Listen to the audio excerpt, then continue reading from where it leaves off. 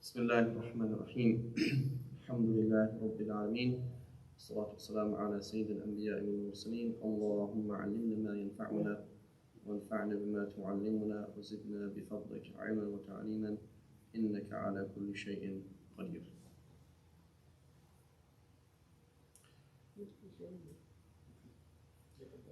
Okay, so today we're on lesson 4, which is the time warp, the perfect and imperfect tense, or the perfect and imperfect verb in Arabic. So again, what's our problem? We don't know Arabic, and so when we're translating the Quran, there's a number of things that are lost. It's very difficult to deal with. And on top of that, if we do know Arabic, there are a million nuances that we are just not familiar with and are just completely lost on us. So today we talk about the time warp.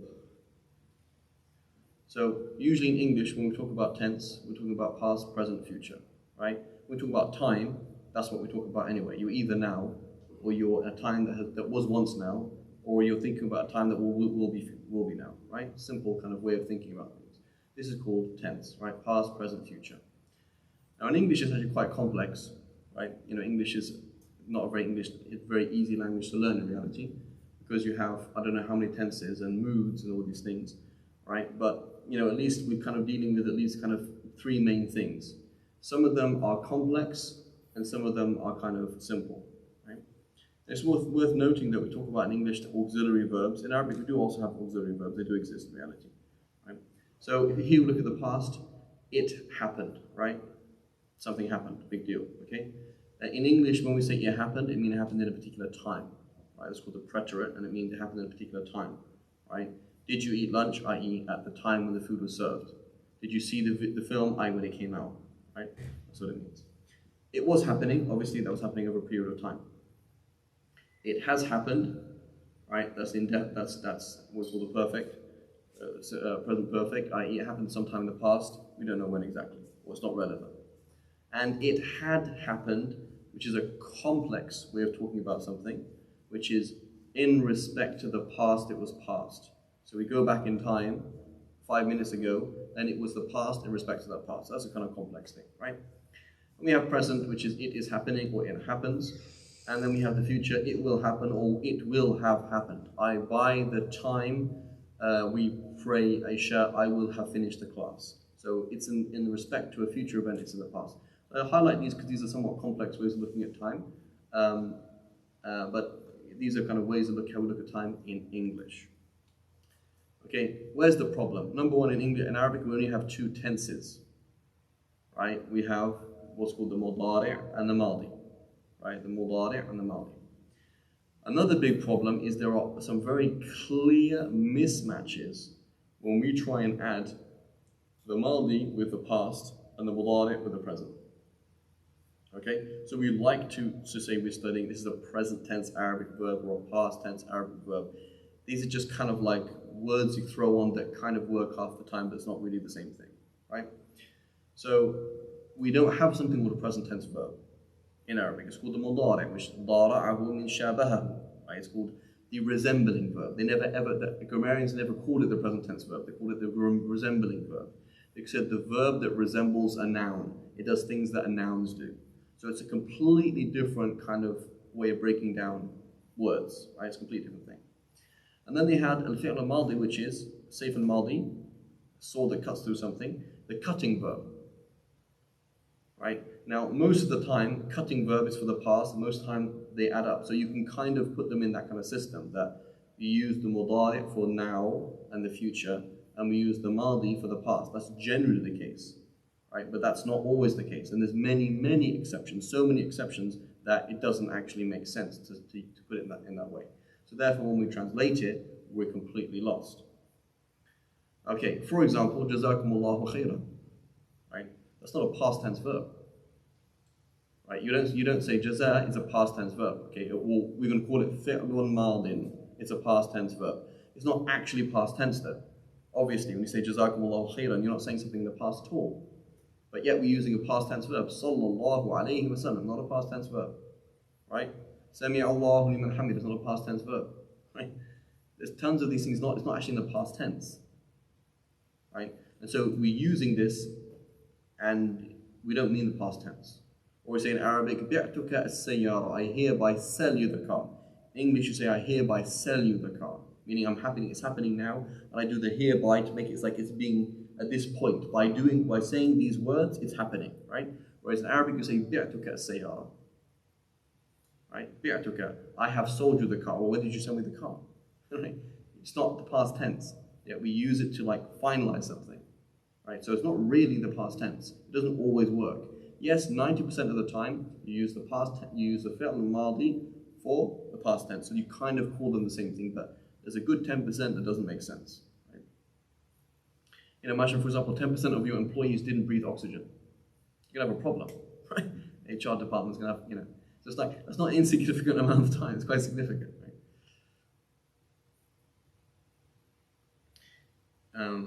إن جاءكم زيد إن جاء زيد جاء عمرو. Right? So, what does this mean? If came Zayd, came Amr. Okay. Does that mean if Zayd came, then Amr came? No. It means if Zayd comes, Amr comes. It's the present or future tense. You're talking about something in the future. You're not talking about now. Right? وَإِنْ عُدْتُمْ عُدْنَا. We're talking Sheikh Imad and I were talking about Surah Al-Isra, وَإِنْ عُدْتُمْ عُدْنَا. And if you come back in the future, we will come back in the future, not in the past. Right? Khair. And so it's a past tense verb, but it doesn't mean past. So how many past tense verbs are we going to see in the Quran? 1 million. So we're going to have that same problem every single time, that it doesn't really add up. We don't really have a slot to take it from Arabic and put it into English. It doesn't work, right? And that's often the case, right? That's often the case because you have scenarios like that, right? French, for example, is very close to English because it's a European language, but things are very different. So that happens quite a lot, right? But here this is quite significant, and in fact, even in Arabic, it doesn't make sense. Because again, we're going to try and put it into some kind of time slot, and it doesn't make sense. Time is almost ignored. Time is almost ignored. Classic example that we gave before. وَإِذْ يَرْفَعُ إِبْرَاهِيمُ الْقَوَاعِدَ مِنَ الْبَيْتِ وَإِسْمَاعِيلُ رَبَّنَا تَقَبَّلْ مِنَّا إِنَّكَ أَنْتَ السَّمِيعُ الْعَلِيمُ. Right? So we're talking about a past event. We are talking about a past event. When something happened in the past.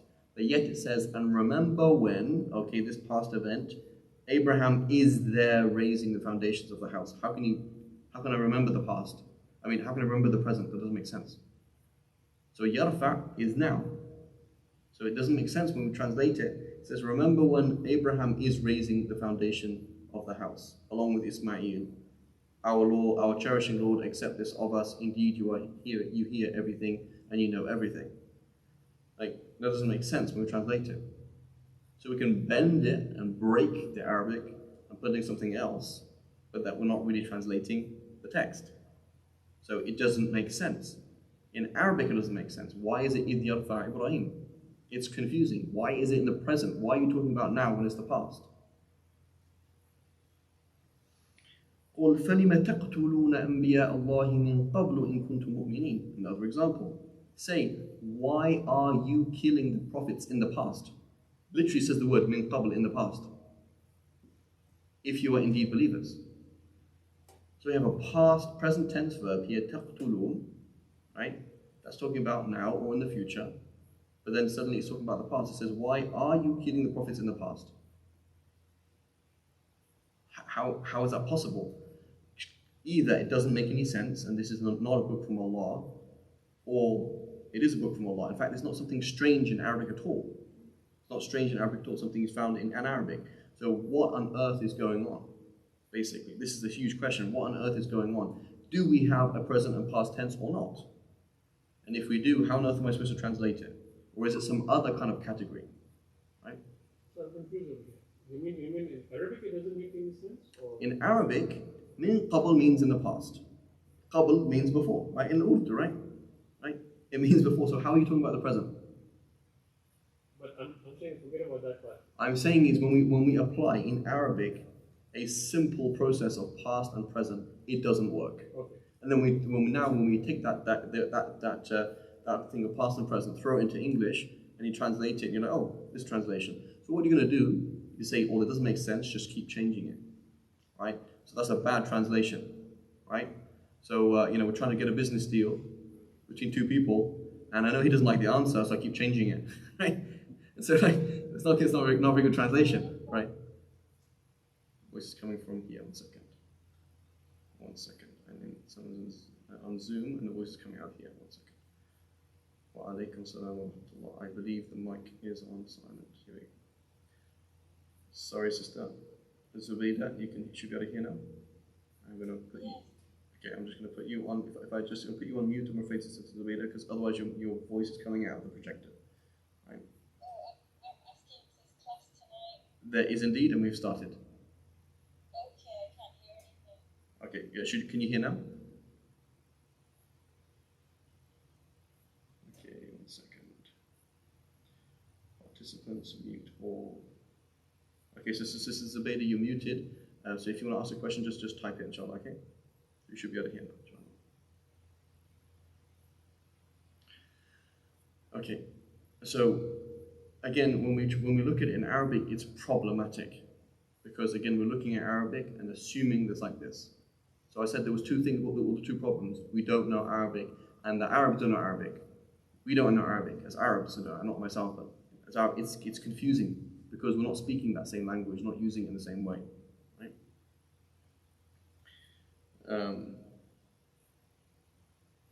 It's like when we're reading Shakespeare, there was a number of, it's just 500 years ago, basically, there's a number of gaps because there's cultural references, there was the culture that's very different, right? Get thee to a monastery, or it's get thee to a nunnery, right, in Hamlet. It's like, okay, what does a nunnery mean? It's like, a nunnery, you become a nun, right?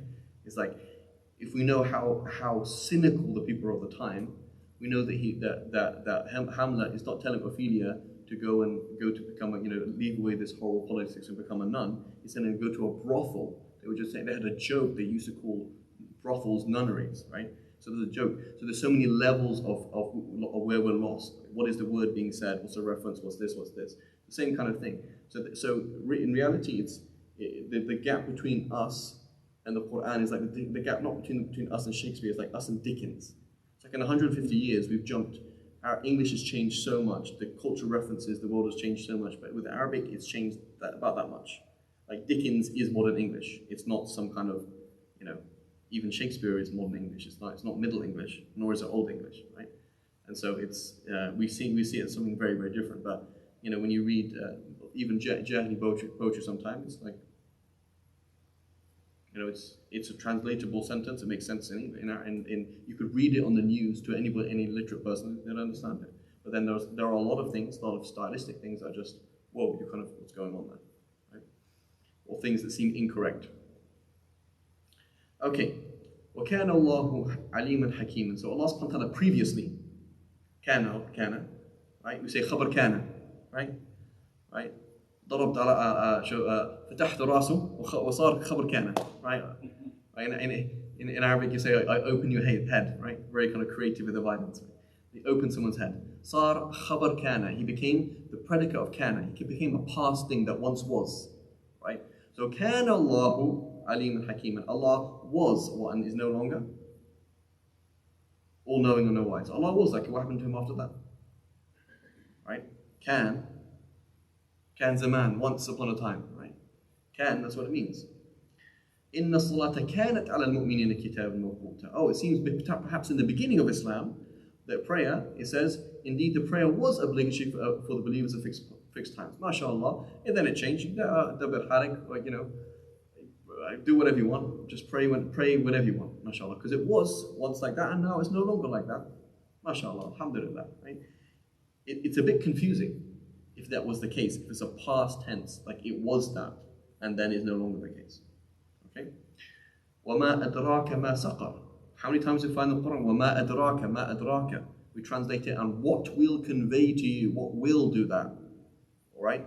And so, if it's a past tense verb, أَدْرَاهُ, he enabled him to figure something out. Diraya, as mentioned before, لَا أَدْرِي means, I can't figure it out. I don't have the diraya. Right? I can't figure it out. I can't go through the stages of, is it like this, like this, right? And so what would make you guess what that thing is? That's how we translate it. But It's the past tense again. Right? We find is it maybe وَمَا يُدْرِيكَ. This how many times does that come in the Quran? At least once. But generally it's وَمَا أَدْرَاكَ مَا الْقَارِعُ وَمَا أَدْرَاكَ.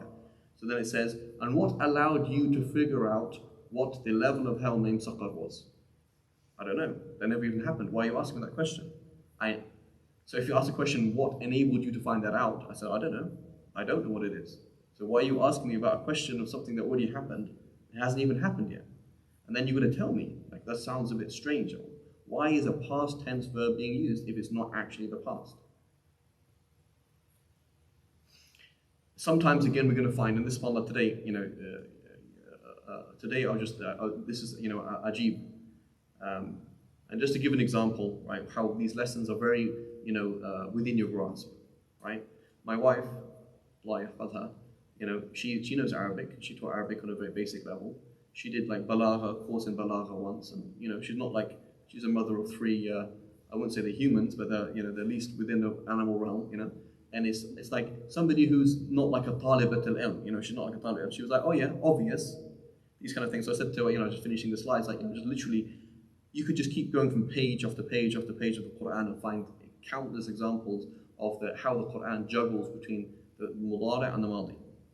Sometimes one verse, countless scenarios. And I don't even think, like, there's things in my head, and there's things like not even in my head. I just open a page, there it is. Another page, there it is. Again and again and again. There's something that's quite accessible, right? Nahwu is quite difficult. Grammar is quite difficult. In fact, it's so difficult to make you cry, right?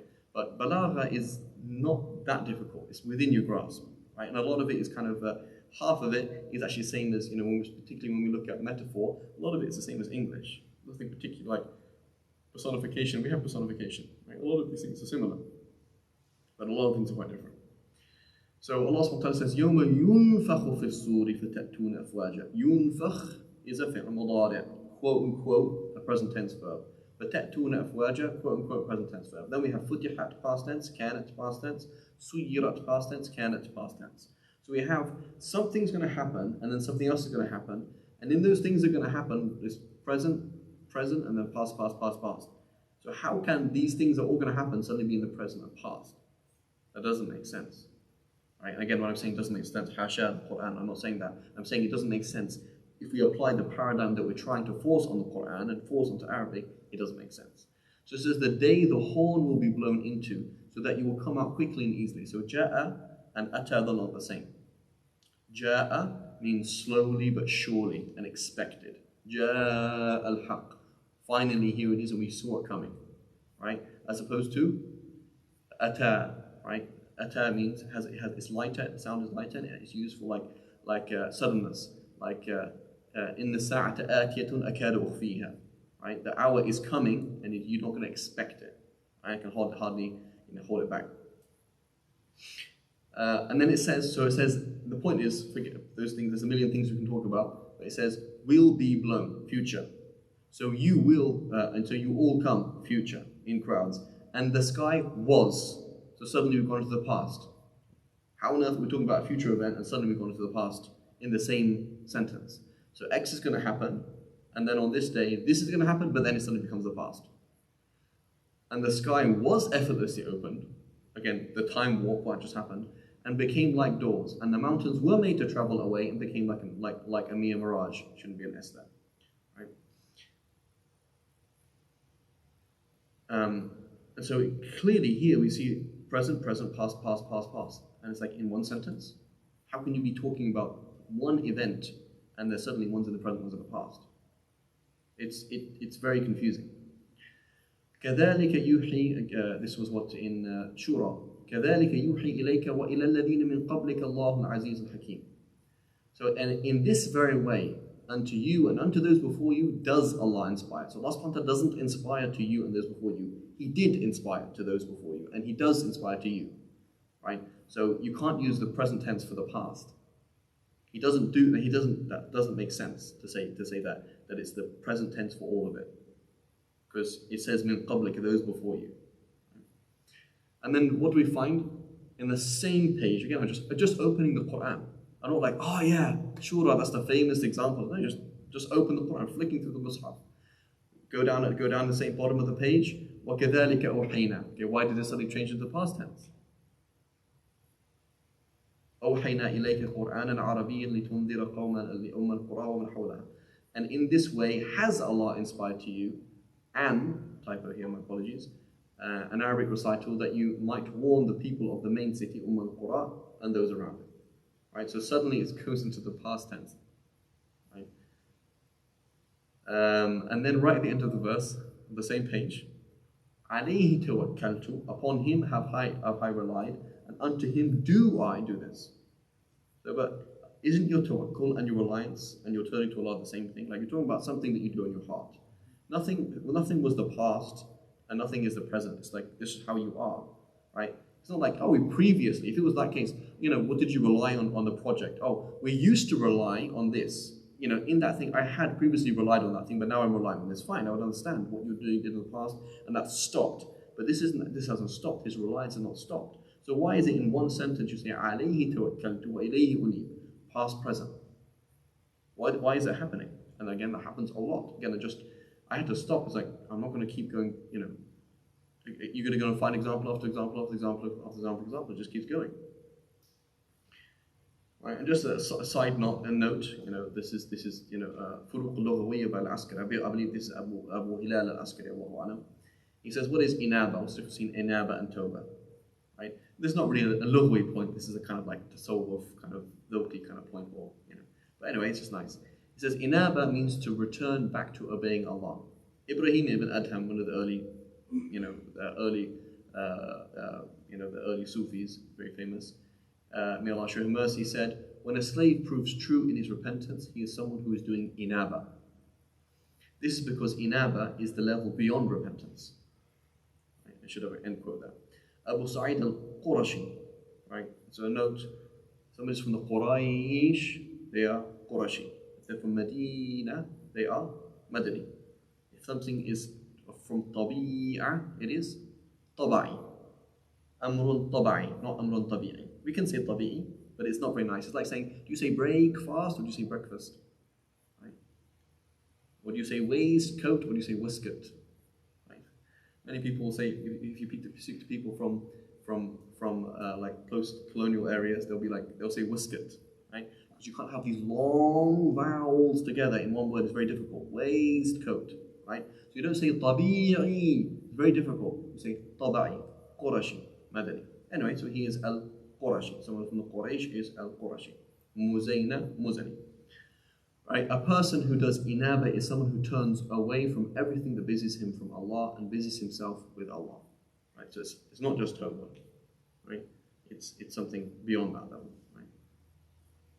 So alayhi tawakkaltu wa ilayhi unib. Upon him have I relied, and unto him do I turn in existential repentance. That's my what's the word? Like fancy translation of it. You're repenting from your very being, like what am I, like how I am deep inside, right? Existential repentance. So do I turn? So we have these categories: past, present, and future. They don't really work. Sometimes we see clear, so future in the Quran. Sofa, for example, seen in sofa, very clearly future, not a problem. So to deny it completely is not fair. To say there's no such thing as time, like time has nothing to do with Arabic, that doesn't make any sense. There are languages like that. I believe in Chinese it's like that. There's no tense. So you say, for example, I eat today, I eat yesterday, I eat tomorrow. And you just figure it out that it means I ate or I will eat, right? To say that it has no place in Arabic is a hyperbole. That doesn't make any sense. But to say that it really fits with Arabic, it doesn't. There's countless scenarios where it doesn't. Right? So, and how do we know that? Because we think about 3 tenses, and we only really have 2 tenses. There are very clear mismatches sometimes. And to begin with, as you mentioned, they are not called. The Madi arguably is called the past tense. Al-Madi is that's past, but it also has other meanings as well, right? Namely, let's go ahead, right? Doesn't mean let's be past, right? And so it's not quite the same. Again, we said a saif al-madi. What does it mean? It means a sword that cuts through things. Okay, and the resembling verb again, it just means present and future. So we mentioned examples like this. Jazakumullahu khairan in ja'a Zaydun as well, right? And so what do we say? We say, let's look at it from the point of view of aspect and not time. So throw time out the window. Break all your clocks, right? Like Captain Cook, whatever the captain was it in Peter Pan? Trying to break all the clocks. I don't know, one of them. Captain Hook, right? Trying to break all the clocks, right? So break time, because it doesn't make sense. And in reality, this is not something unique to Arabic, right? So if you look at the cousins, or the sisters, you can say, the sisters of Arabic, not the cousins of Arabic, Hebrew and Aramaic. Believe in Hebrew, aspect is much more important than time. So what is aspect is, how complete is this thing in respect to other things? That's what you're talking about. How complete is it? Now, complete and it being past usually go hand in hand, because most things that are complete are finished, and most things that are not incomplete are have not finished, right? But that doesn't always go together. There are some things that are incomplete that could be in the past. For example, I was watching TV. It was not discrete, it was continuous. Whereas something discrete and finished and done and dusted, that sword cutting through something done, that's for the mudari, right? So instead of saying past and present, we say perfect and imperfect. Is it done and dusted, or is it not done and dusted? Is it something, what we call yufid at-tahaqquq, khalas, is finished with, or at-tajaddud wal-istimrar, that it's happening now, right? And so one of the problems, again, even in Arabic, is we don't have, you can kind of, like in at least in Levantine Arabic, we have there's a word, I don't know if you use it in Palestine, ambahki, do you say that? Ambahki? Right. So bahki Arabian. Ambahki. So I'm speaking, I speak. Ahki, I speak. Ambahki, I'm speaking right now. Right? If there was any sort of Syrians here, I'm haki. Right? There's no Syrians here, right? They will say, I'm telling you, hey man, I'm talking to you, right? They have a phrase, I'm haki, right? So they actually have a device to say what's happening right now, a clear division of using the verb, right? Whereas that's not really there in classical Arabic. It's not really that clear division. That you can, for example, put the lam al-ibtida, la ajlisu, that means I'm doing it now, not general, right? Or rather, it's clearly not future. Right? I'm clearly not future. When you say la ajlisu, it means I sit. It's not just future, as opposed to ajlisu could mean I sit or I will sit, and you make it clearly future, putting a scene there, right? So anyway, time is there and not, and it's not always there. It's clearly not always there, and so it's better to look at it in terms of view of aspect, i.e., how complete is the action, as opposed to when did it happen. Okay, so that would mean anything in the category of maldi. That's that sword cutting through something, done and dusted, finished with, as opposed to it is continuous and happening now.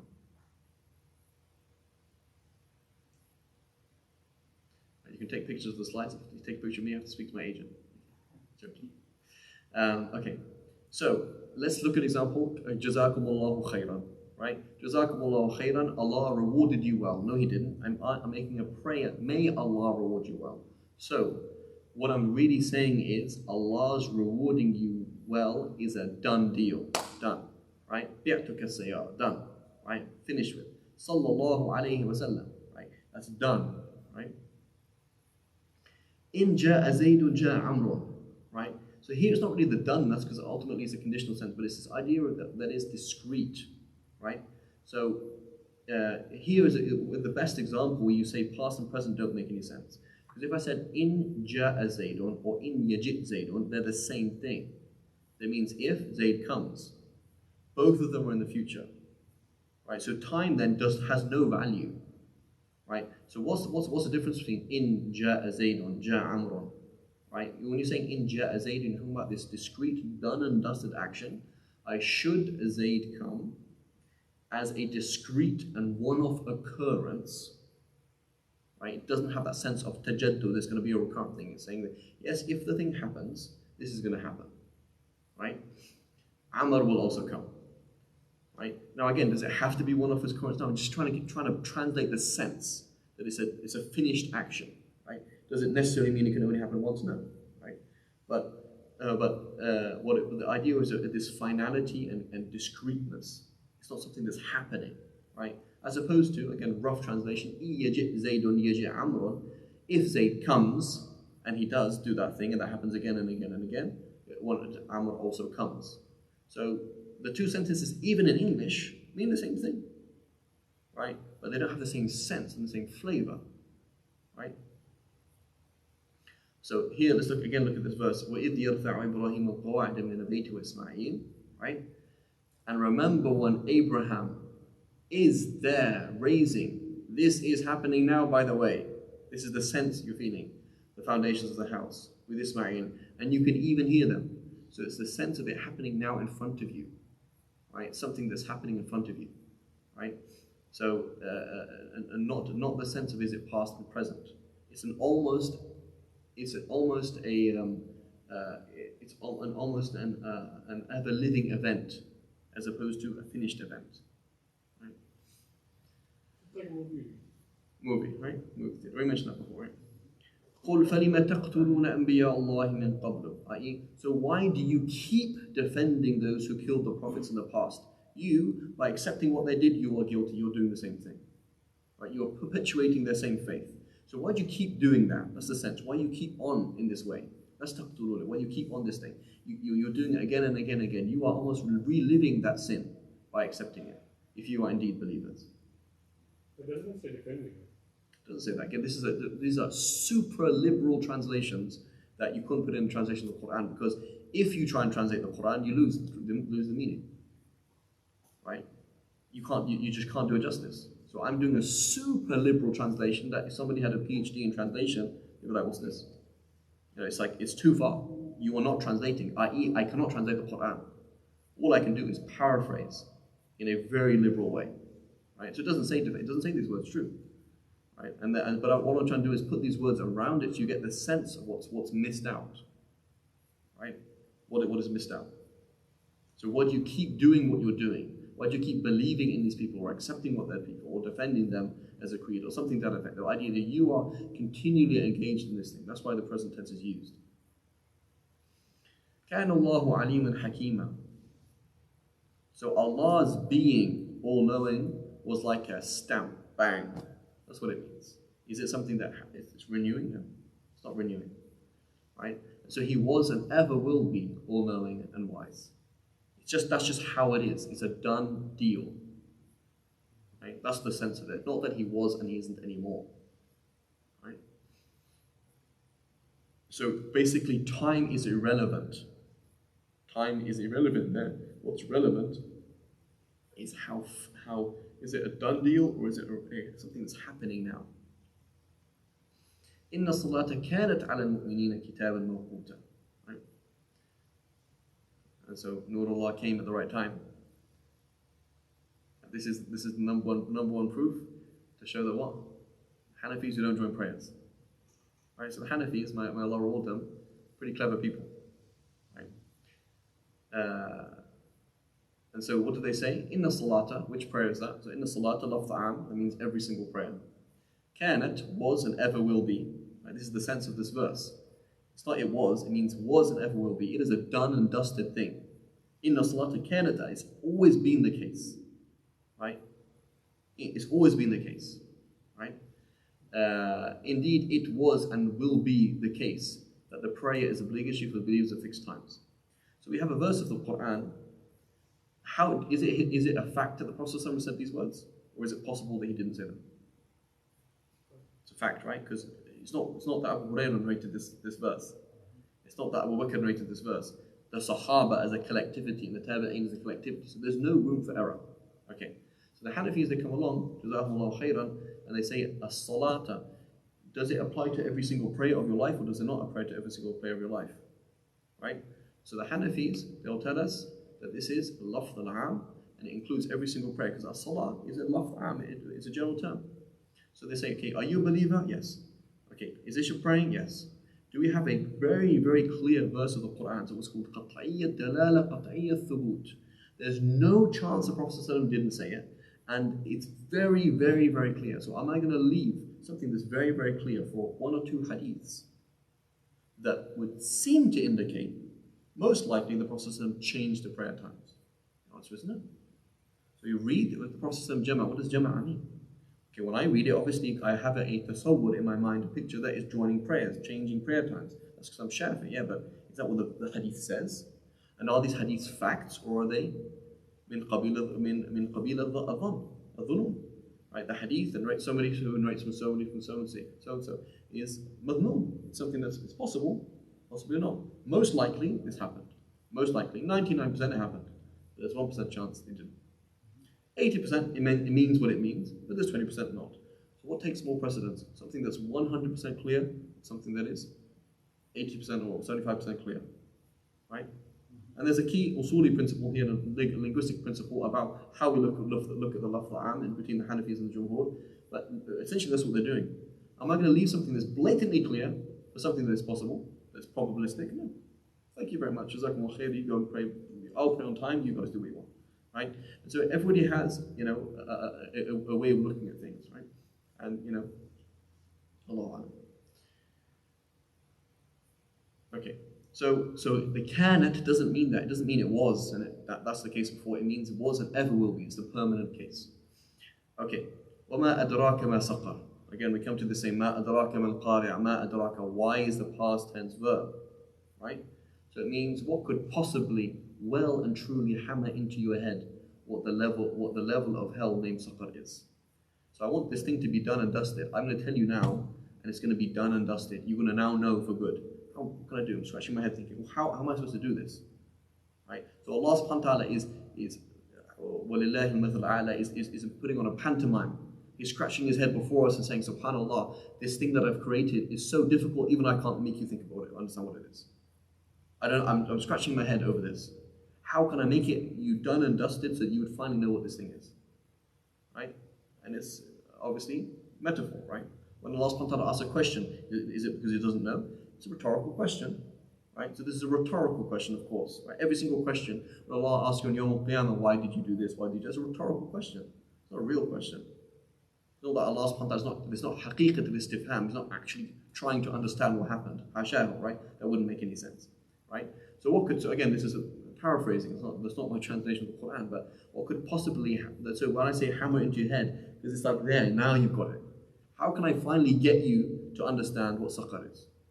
How on earth could I do that? I have no idea. But I'll try. Here's something, and here's something, and here's something. But this thing is so bad, you couldn't even understand. So why is it? Adraka, ma adraka, adraka. How could you possibly finally crack that thing so that it's a done and dusted thing? That's the sense of the past tense, right? تحقق. كيف يتم تحقق إدراكك بحقيقة هذا الأمر. That's what they think. How is this thing supposed to happen? Allahu A'lam. Here again, يوم ينفخ في الصور فتأتون أفواجا. So we saw present tense, past, and then past, right? So again, paraphrasing, the day the horn will be blown, future, into, so that you will come quickly and easily in crowds, and the sky will be effortlessly opened up. So it is the future forever. Notice, bang, it's done and dusted. It will no longer change. Right? There will be a new way as the way that it is, and it will become. I'm typing it, and it will become like doors forever, and the mountains will be made to travel away forever and become like a mirage forever. If they're going to fundamentally change, and that's going to be done and dusted and finished with. So that's why we're shifting to the past tense. That it's on that day, it's going to have it's going to be just as realized as anything that happened in the past. It's now finished with. It will be finished with. Right? That's the idea of it. So why not have the same thing for those of the horns? Why not have the thing for the horns? Because the horn has blown.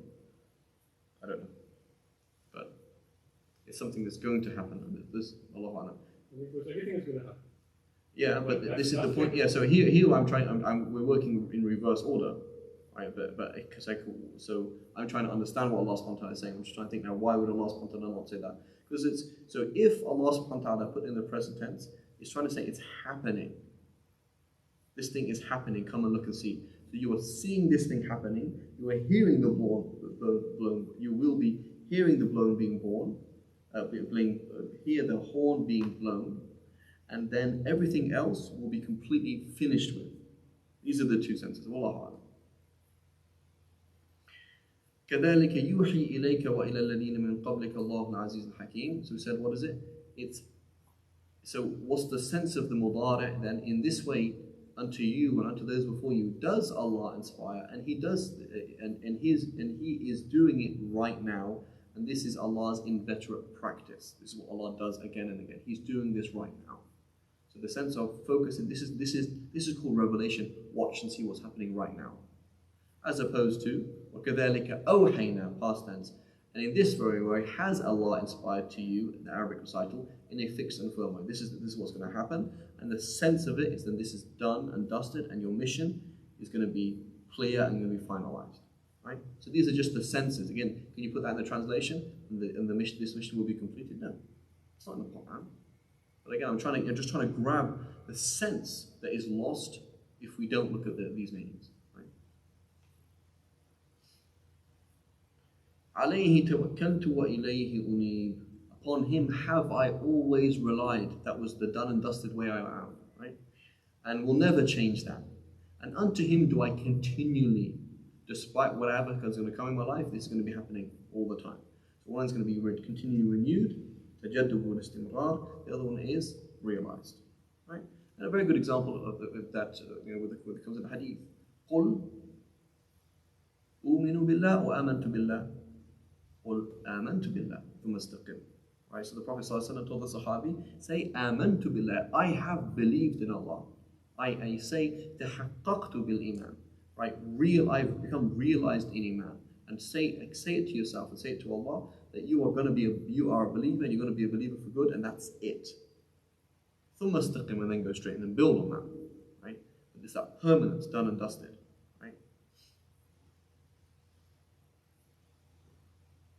قالوا أسلمنا, they say we have submitted.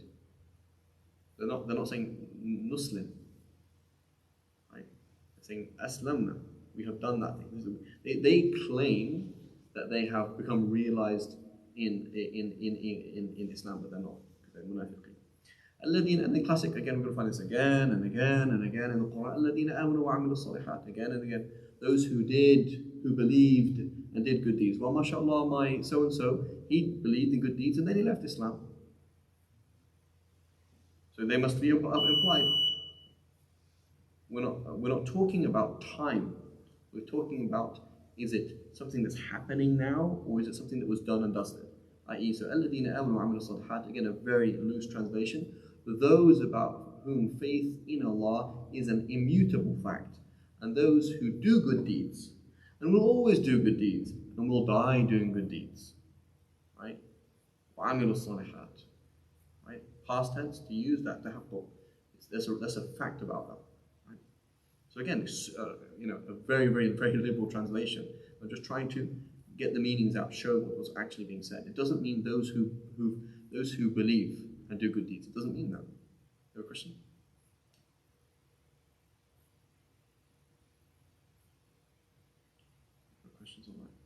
Okay, another good example.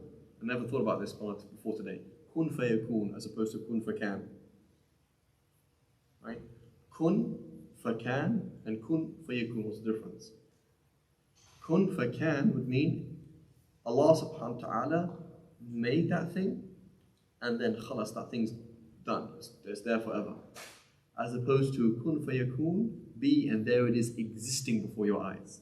Bubbling with existence before your eyes. Tajaddud wal istimrar. Right? It's very different. Very, very different kind of feeling. Right? So both are right, but what is the sense?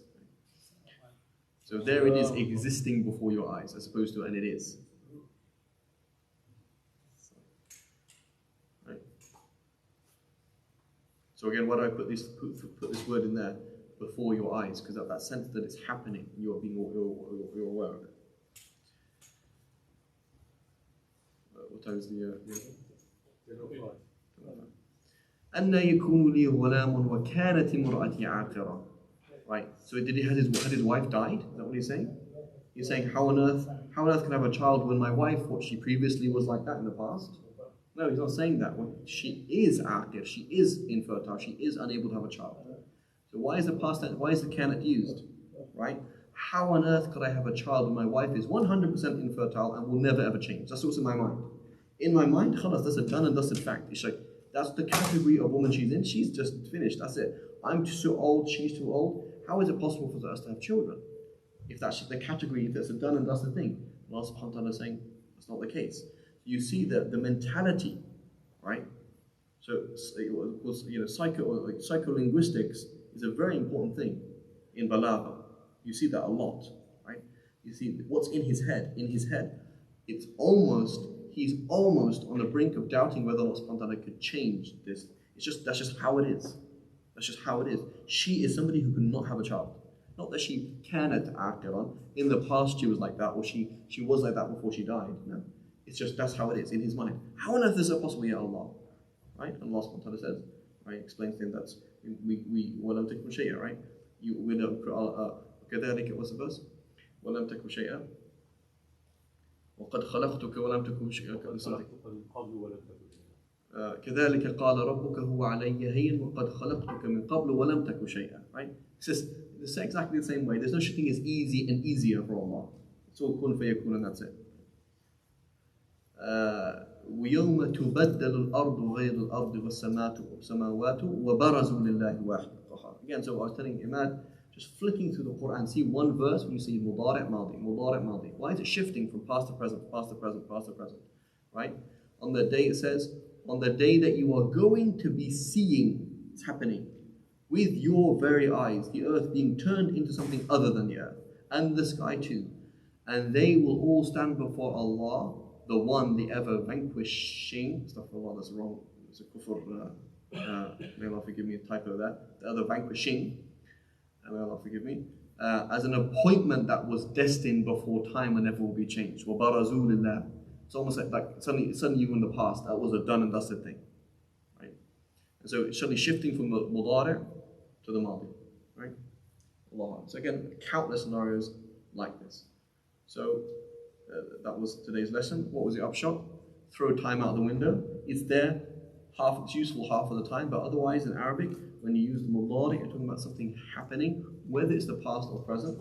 And with the madi, you're talking about something done and dusted, whether it's the past or the present. قَدْ أَفْلَحَ الْمُؤْمِنُونَ, same thing. They've already aflahu, they've already succeeded. No, it's almost like it's past tense. You're standing there in your qiyam and you're looking back as if it was a past tense. I think we should wrap up here, right? One question.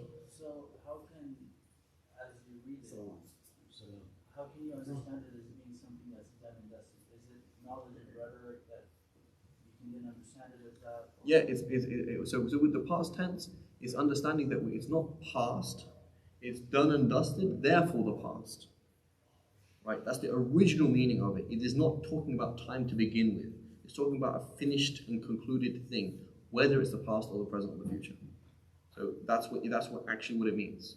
And for the mudari, it means something that I can't even say it in English, that something is happening in front of your eyes, whether it's the past, present, or future. So putting time second and putting aspect, whether it's complete or incomplete first. That's the thing. And you play around with it. It's like saying consider it done, right? Exactly like consider it done. Something that's considered done, something that is not considered done. Shall we stop here? And again, as your homework, pick up the Quran. Just one question here from